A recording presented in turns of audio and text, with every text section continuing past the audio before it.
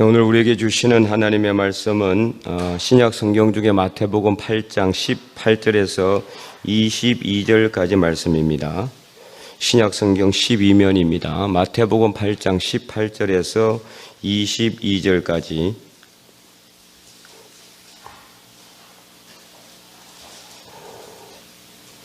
한 절씩 교독하도록 하겠습니다. 예수께서 무리가 자기를 애워 싸는 것을 보시고 건너편으로 가기를 명하시니라.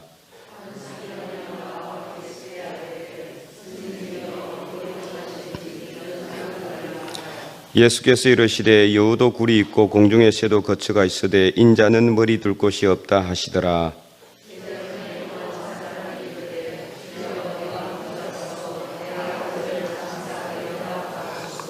예수께서 이르시되 죽은 자들이 그들의 죽은 자들을 장사하게 하고 너는 나를 따르라 하시니라. 아멘.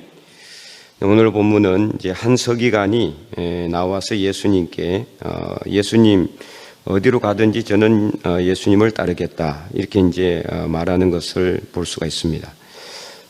이 서기관이 누군지는 정확하게 모르지만은 어쨌든 이 서기관과 바리새인들은 항상 예수님께서 하시는 그 사역을 방해하는 사람들이었죠. 터집 잡고 못하게 하고 방해했던 그런 사람들이 주로 이제 서기관과 바리새인들이었는데 이 서기관은 아마 달랐던 것 같아요. 예수님에 대해서 이제 아마 이렇게 다르게 생각하고 있지 않았을까 생각이 됩니다. 그래서 어디로 가시든지 저는 따르겠다. 뭐 이거 말만 보면은 아주 대단한 믿음처럼 보여지는데 이제 그 뒤에 예수님께서 하신 말씀과 이 서기관이 예수님을 대하는 태도 이런 것들을 보면은 그에게 확실한 확고한 어떤 그런 예수님에 대한 믿음이 있었던 것은 아닌 것 같습니다. 왜냐하면은 그가 예수님에게 뭐라고 불렀습니까? 선생님이여 이렇게 부르죠. 선생님. 그래서 당시 선생이라는 것은 좀 이렇게 어떤 서성 좀 더 나보다 더 잘 알고 있는 사람 이제 그런 사람을 지칭하는 말이기도 하죠. 주님이 아니고 하나님의 아들로서 주님이 아니라 그냥 선생 정도로 이렇게 예수님을 인식하고 있다라는 거죠. 그래서 예수님을 어떤 뭐 자기 삶의 주인이나 어떤 자기를 구원하실 그런 메시아로서 고백하고 있는 것이 아니라 그냥 많은 학문을 알고 있거나 예수님께서 구약의 말씀을 정확하게 인용하잖아요. 예. 그 다음에 또 예수님께서 많은 사람을 고치시고 병든 자를 고치고 귀신을 물리치시는 그런 것들을 보면서 이 사람을 따라다니면은 뭔가 특별한 것이 나오겠구나 아마 그런 생각을 하지 않았을까 싶어요. 왜냐하면은 그 다음에 예수님께서 하신 말씀이 무엇입니까? 20절에 예수께서 이르시되 여우도 굴이 있고 공중의 새도 거처가 있으되 인자는 머리 둘 곳이 없다. 이 말씀을 왜 했을까요? 한 서기관이 나와서 예수님에게 예수님 어디로 가든지 저는 따르겠습니다.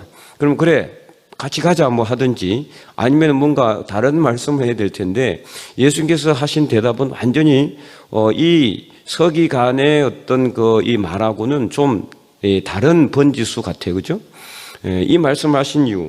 자, 이 말씀을 보면은 여우도 굴이 있고 공중의 새도 거처가 있다. 이 세상의 모든 민물도 다 자기의 자리가 있고 거처가 있고 자기 보금자리가 있는데 예수님은 머리 둘 곳이 없다라고 말씀하셨어요. 이 말은 무슨 뜻이냐? 예수님께서 아무것도 없다는 거죠.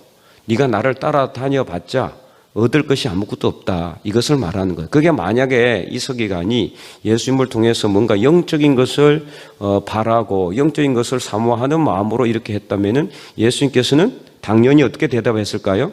영적인 대답을 했을 것입니다. 그래서 예수님께서는 아무것도 없다는 것을 말하고 있어요. 실제로 예수님은 가난했어요. 태어나기를 가난한 목수의 집에서 태어났습니다. 지금은 뭐 목수하면은 상당히 많은 돈을 벌죠. 이렇게 대목 이런 정도 되면은 뭐 이렇게 부르는 게 값일 정도로 이렇게 큰 이렇게 기술을 갖고 있잖아요. 요즘 어쨌든 뭐 엔지니어들이 이렇게 뭐 인정받는 그런 시대 아닙니까? 그래서 우리 그 한수원 가까운 한수원에도 이렇게 퇴직하신 분들이 임금 피크제로 일을 하기도 하고 계약제로 또 퇴직하고 나서도 계속해서 일을 하잖아요. 예. 그래서 그런 일을 하는 이유가 뭡니까? 이분들이 뭘 갖고 있기 때문에 노하우나 경험, 기술을 갖고 있잖아요. 기술. 그 기술력을 갖고 있기 때문에 일을 할 수 있는 거예요. 퇴직해도. 옛날에는 이런 기술을 가지고 있는 사람들을 이제 엔지니어라고 하지도 않았습니다. 그죠? 아주 무시했어요. 무시하고 이렇게 어떤 노동을 하는 사람, 어떤 기술력을 갖고 있는 사람들을 아주 무시하고 천시했죠. 그래서 이른바 화이트 칼라, 흰 와이셔츠 입고 이렇게 책상에 앉아서 볼펜을 가지고 있는 이런 사람들을 아주 선호했죠. 그죠? 그런 사람들만 좋은 직업인 줄 알고 그랬는데 지금은 안 그렇습니다. 지금은. 이 시대도, 예수님 시대도요, 이 목수의 일을 한 사람을 아주 천시했어요. 아주 비천하게 생각했어요. 그렇기 때문에 많은 기술력을 가지고 많은 일을 해도 많은 돈을 벌 수가 없었어요. 그래서 예수님의 집도 그렇게 부한 집은 아니었다는 것을 알 수가 있습니다. 나중에 예수님께서 이제 그 자기 고향에 가서 말씀을 전할 때 배척을 당하잖아요. 그때 사람들은 왜 배척했습니까? 이 사람이 요셉의 아들이 아니냐? 우리가 그 집을 다 안다. 그 말의 뉘앙스는 아이고 별 볼 일 없는 집의 아들이다 이거예요. 별 볼 일 없는 집안. 별로 뭐 특별한 어떤 인물이 나올 만한 그런 집이 아닌데, 그런데 예수님이 막 말씀을 전하고 하니까 이게 받아들일 수가 없는 거예요. 어떻게 보면은 받아들일 수 있을 만한 엄청난 예수님의 어떤 그런 어떤 지식적인 그런 것들이 많이 있음에도 불구하고 전혀 딱 이 커튼을 치고 있기 때문에, 장벽을 치고 있기 때문에 못 받아들이는 거죠. 그래서 예수님 자신도 참으로 가난한 삶을 살았습니다. 오늘 말씀처럼 머리 둘 곳이 없다는 건 뭔 뜻이에요? 이 거처가 없다는 거 아닙니까? 거처. 잠잘 거처도 변변하게 마련하지 않는 그런 삶을 살았다는 거죠. 실제로 예수님을 따르던 제자들이 나중에 그 밀밭 사이로 지나가다가 배가 고파서 어떻게 합니까? 밀이삭을 잘라 먹을 정도로 저는 예수님이 제자들은 좀 배 좀 불리게 다니지. 그죠? 먹을 거 좀 많이 주고 배 좀 부르게 하고 다녔으면 참 좋았을 텐데, 예수님의 제자들도 늘 예수님 따라다니면서 배가 고팠던 것 같아요. 다른 사람 먹이느라 자기들은 정작 배를 채우지 못하는 삶을 제자들도 같이 함께 살았죠. 그러면은 예수님은 그 배가 불렀을까요? 예수님은 늘 배가 부른 상태로, 제자들은 늘 배가 고픈 상태로 그렇게 있었을까요? 그건 아닐 거예요. 예수님도 똑같이 늘 빈궁한 삶을 살지 않았을까, 그렇게 생각이 됩니다. 오늘 본문 한 말씀만도 예수님은 아주 가난한 삶을 살았다는 것을 이야기하고 있어요. 그래서 인자는 머리 둘 곳이 없다, 이렇게 말씀하고 있습니다.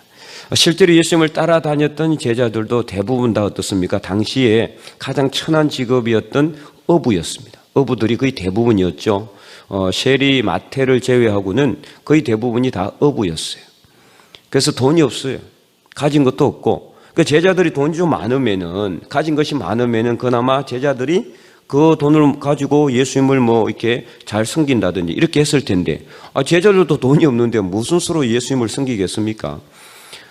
그렇다고 뭐 예수님께서 늘 뭐 이렇게 뚱딱 해가지고 뭐 이렇게 늘 이렇게 막 음식을 배불리 먹을 수 있는 그런 일을 또 만들지도 않았어요. 오는 사람들, 소외된 사람들, 이런 사람들만 늘 먹이시고 입히시고 가르치시고 고치셨단 말이에요. 그래서 예수님께서 이 서기관이 어디로 가시든지 저는 따르겠습니다.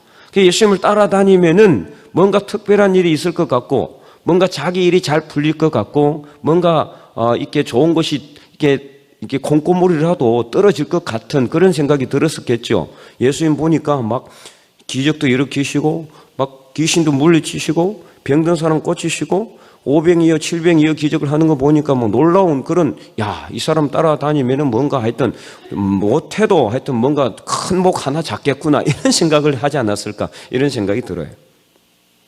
어쨌든 문맥 전후를 살펴보면 그렇다라는 거죠. 그 사람에게 예수님은 이런 말씀을 하셨습니다. 본문에는 기록되지 않았지만 아마 이 사람은 실망하고 따르지 않았을 가능성이 많아요.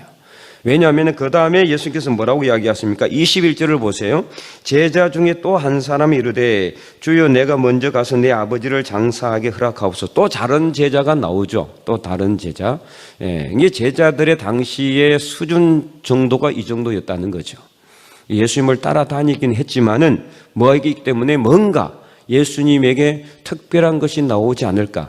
비단 이 서기관뿐만이 아니겠죠. 베드로나 요한이나 야고보나 이런 예수님을 따라다녔던 특별한 그 세 명의 제자뿐만 아니라 다른 제자들조차도 12명의 사도들조차도 나중에 보면은 예수님이 십자가에 못 박히실 때 다 도망가잖아요. 베드로도 3번이나 주님을 부인합니다.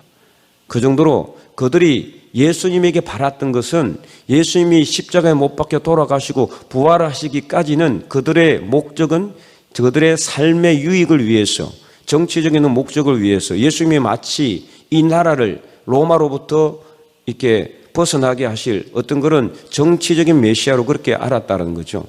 또 야고보 요한의 어머니는 나중에 어떻게 합니까? 예수님한테 와가지고 한 자리를 주소서, 우리 아들한테.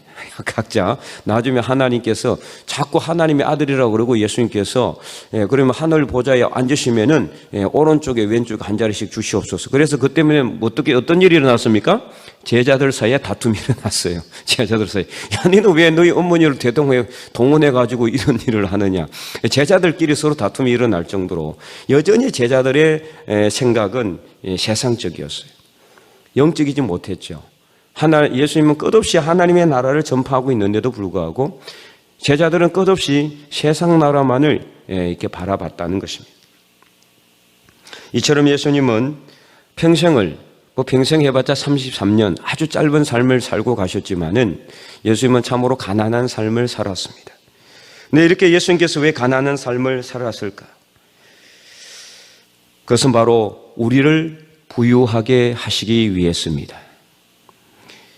만유에 주시며 창조 주신 하나님께서, 예수님께서 하늘 높은 보좌를 다 버리시고 낮고 낮은 이 땅에 가난하게 오신 것은 바로 우리가 가난함으로 인해서 고통받지 않게 하시고자, 그래서 우리의 가난의 굴레와 고통을 없애주시고자 예수님께서 가난하게 되신 것입니다. 예수님은 얼마든지 지금 당장에도 이 배경 안에서 그 시간 당장에도 예수님은 천하보다 더 많은 검은 보화를 소유하실 수 있는 분이셨습니다. 이미 소유하고 있는 분이셨죠. 세상 모든 것이 다 예수님의 것인데 예수님은 모든 부자보다 더 부자 아니겠습니까? 그럼에도 그것을 드러내지도 않으셨고 그것을 자랑하지도 않았습니다. 예수님의 실제적인 눈에 보이는 모습은 늘 가난한 모습이었어요. 그래서 예수님께서 십자가에 못 박히실 때 예수님이 입고 있던 옷도 아주 천한 옷이었어요. 위에서부터 아래로 그냥 통으로 짰던 아주 볼품이 없는 그런 옷이었습니다. 예수님께서 이 땅에 오실 때 예수님께서 태어나신 것도 짐승들이 먹이를 먹는 구유통이었습니다. 그리고 비단 옷도 아니고 강보, 아주 거친 삼배 같은 그런 것으로 짠 거친 옷에 쌓여서 짐승들이 먹이를 먹는 말구유에 놓였습니다. 그렇다고 해서 예수님께서 그러면은 모든 그 자신의 존귀함을 다 없이 하셨느냐? 그건 아니었죠. 그대로 예수님은 하나님의 아들의 모습이었지만 세상 사람들이 봤을 때는 가장 낮은 자리였고 세상 사람들이 봤을 때는 가장 가난한 모습이었습니다. 그래서 고린도후서 8장 9절은 예수님께서 왜 가난하게 되셨는지를 이렇게 말씀하고 있습니다. 고린도후서 8장 9절 한번 읽어볼까요?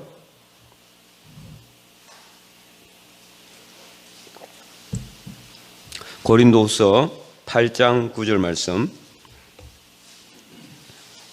신약성경 294면입니다.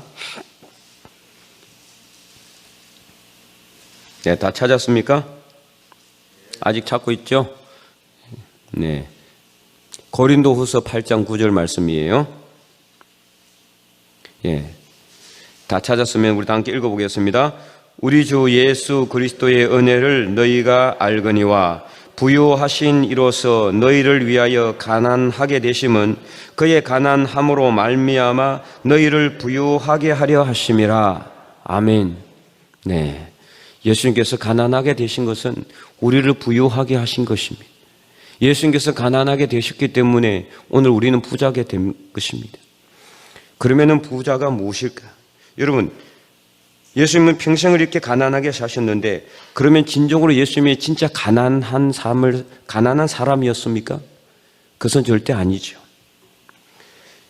부자가 무엇입니까? 돈이 많다고 해서 과연 부자일까요?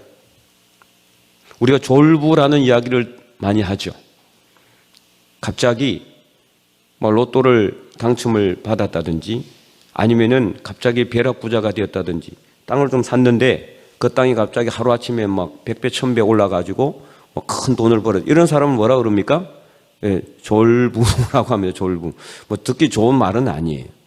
예. 진짜 부자가 아니란 소리죠, 사실은. 진짜 부자가 아니란 소리. 진정한 부자는요, 돈이 많은 사람이 아니에요. 돈을 잘 쓸 줄 아는 사람이 진짜 부자입니다. 돈만 많으면 뭐 하겠어요? 집에 쌓아놓기만 하고 쓰지도 못할 거, 나중에 죽을 때 하나도 갖고 가지 못할 거, 평생 동안 벌기만 하고 쓰지도 않고 창고에 쌓아놓기만 하고 금고에 쌓아놓기만 하면은 그건 무슨 의미가 있습니까? 그건 부자라고 할 수가 없는 거죠. 진정한 부자는 쓸 줄 아는 사람이에요. 그리고 더 큰 부자는 어떤 사람일까요? 바로 그 돈을 우리에게 주실 수 있는 분, 그 돈을 원래 가지고 계셨던 분, 바로 예수 그리스도를 소유하는 자가 진정한 부자임을 깨닫기를 바랍니다. 그래서 우리는 그 세상 그 누구보다도 부자입니다. 가난하게 되신 예수님도 이 세상 모든 것을 가지고 계신 최고의 부자였습니다. 이 세상의 가장 부자를 세상적으로 본다 그러면은 솔로몬을 비할 데가 없겠죠. 그는 하나님께서 주신 지혜로 엄청난 부를 그는 축적했습니다. 그러나 그가 말년에 무엇이라고 고백했습니까? 전도서 1장 1절과 2절. 헛되고 헛되고 헛되고 헛되니 모든 것이 헛되도다 그랬어요. 그래서 그는 고백하기를 내가 세상에서 모든 낙서를 누려봤지만 모든 쾌락을 즐겨봤지만 다 헛되더라는 거죠. 그래서 그는 전도서 12장 1절에서 무엇을 주장합니까? 어떤 노래를 부릅니까? 너희는 이 세상 마지막이 오기 전까지 창조주 하나님을 기억하라 그랬어요.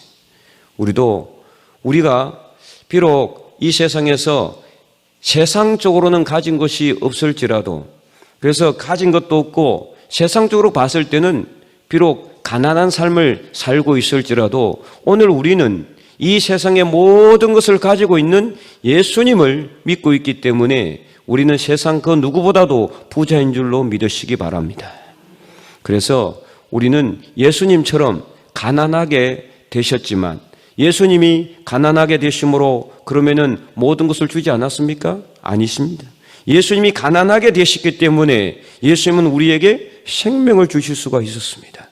예수님은 가난하게 되심으로 자신이 가지고 있는 모든 것을 내어주셨는데 바로 그것이 구원의 선물이셨습니다. 이 세상의 부자들은 내놓지를 않고 벌면 벌수록 더 손을 오므리고 더 많은 것을 가지려고 하고 그렇게 하지만, 그러나 예수님은 이 땅에 오셔서 자신의 귀한 생명까지도 우리를 위해서 내어주셨습니다.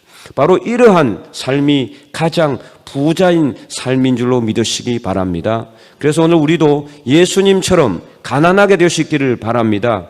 남을 부자가 되게 할 수 있기를 바랍니다. 남을 부자가 되게 한다는 것은 무슨 뜻이냐?